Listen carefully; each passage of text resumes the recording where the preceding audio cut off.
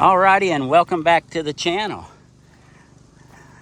There's Gary in all his glory. Why glory? Well, we're here in somewhere in central Indiana between Indianapolis and Cincinnati. And what we're going to do is dredge for gold. Yep, you heard me right. If you remember, we did it out in Colorado. We just panned. This time, we're actually going to use Gary's new dredge. So, this is going to be a huge learning curve for me, but it promises to be fun. All right, this might be a little loud as I get closer to the motor, but basically, Gary's got a 4-inch hose, and what he does is he just sticks that down into the bottom, and it sucks up all the rocks and gravel and sand and pushes it through here. And the theory is gold is really heavy, so it's going to drop down and actually get caught in the mat. Pretty simple, but you know, there's always the possibility to find gold, and I think $1,600 an ounce, that is pretty nice. Now the other thing is, we're not going to need it today probably, but this also produces, you know, it sucks in clean air, and Gary has a full face mask with an air hose, so he can actually submerge and go in water over his head and continue dredging that way. In this river, we're probably not going to need to do that, but we'll see. So, when technology fails, look at all the fish. Anyway, when technology fails, we turn to voodoo. Watch this now. Watch it.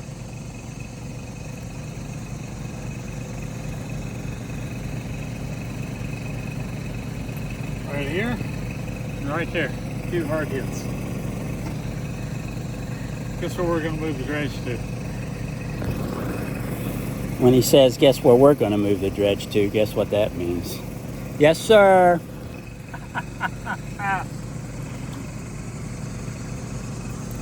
Things I do. Alrighty, here we are back home. We've got the concentrate from the dredge. You can see that's off of the blanket, which should contain the gold. Oh, there's a shiny piece right there. It's probably what? Mica. Mica. And this is a neat little setup that Gary's got.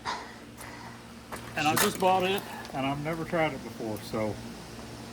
Yeah, we're going to find That's out. the reason we've been struggling to set it all up. Alrighty. Let's see how this does. Okay, so you can see it's got the wash on and it's spinning. He'll take the concentrate and set it in here, and then if everything goes great, it'll collect into this little cup on the back. That little cup, when we get there, is going to be full. We're going to have to empty it 4 or 5 times. Yeah, let's hope. Okay, so he puts the sand in, or I'm sorry, the concentrate.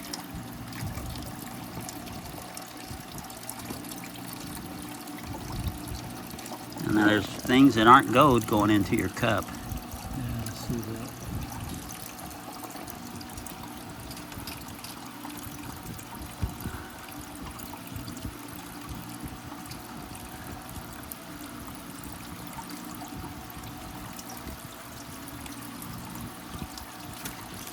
So if everything worked real smooth, all you would see right here would be black sand, like you're starting to see. Yeah, this ought to be black sand in here, and then you would see the gold climb on up and going on in. Right. I understand the concept of it. We just got to get it adjusted correctly. All right, we saved the very, very bottom of the concentrate to pan manually. And this is the cup. We're going to see if anything walked its way up into the cup. You can see we really got some big rocks in there, so that's where we were trying to adjust it and figure out what was actually going on with it.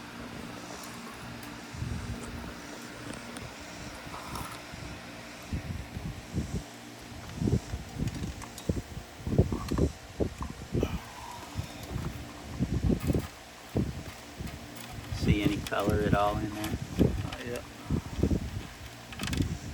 Get the rocks out of the way. Now let Garry do his thing here.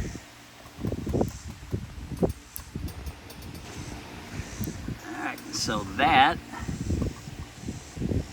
It's garnet. those usually accompany gold, right? Yep. So that's a good sign. We hadn't seen any of the yellow stuff yet. Nope. I don't see any in there. I don't see any. Alright. So, strike one. Yeah, we're gonna do it the old-fashioned way. You want to do this? No, you go ahead for this first one. This is the very bottom of it, so. Theory says if there's any here, they'll be in this.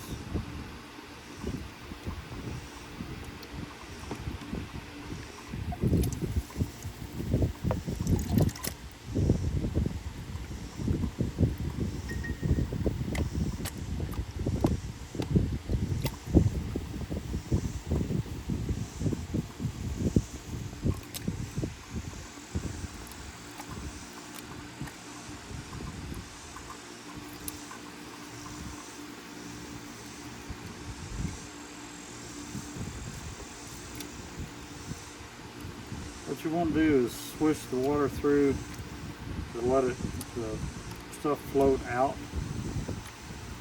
The theory says that the gold will stay down and the ripples on the side of the pan won't come out. Because it should be the heaviest thing in there, right? That's correct. So I keep shaking it all down to get it, to try to keep the heavy stuff in the very bottom edge of the pan. When you see that black sand, black sand is also fairly heavy, right? Yes, the gold will be in the black sand when you're panning it out.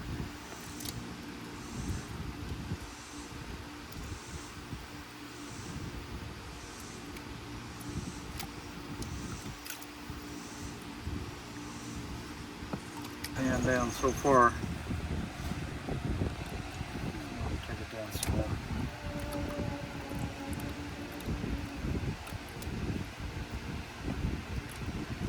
I try to get all the brown sand out, so all I'm left to deal with is black sand.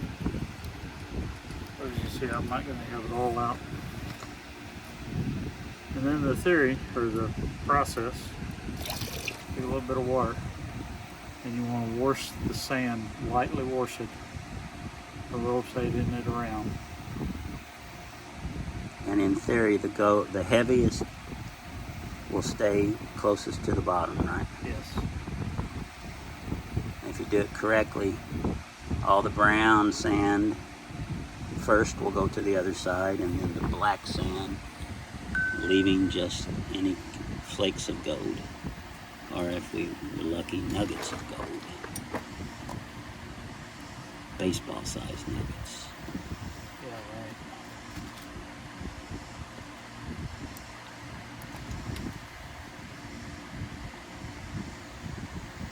I'm not seeing anything yet. We're not deep enough yet.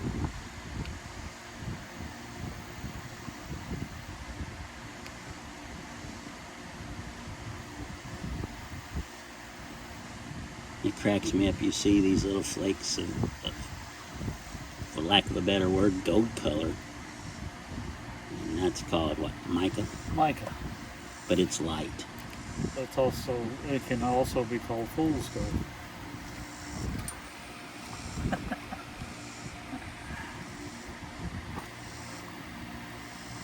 Many a gold miner in the old days got fooled by fool's gold, I will tell you.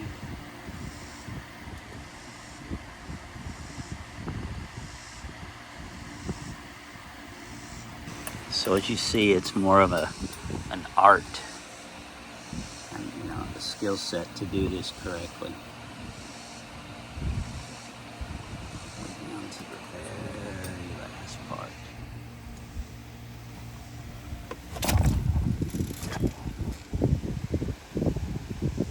Wah, wah, wah, wah. All right, we decided to take a closer look. And you're gonna have to look really, really hard.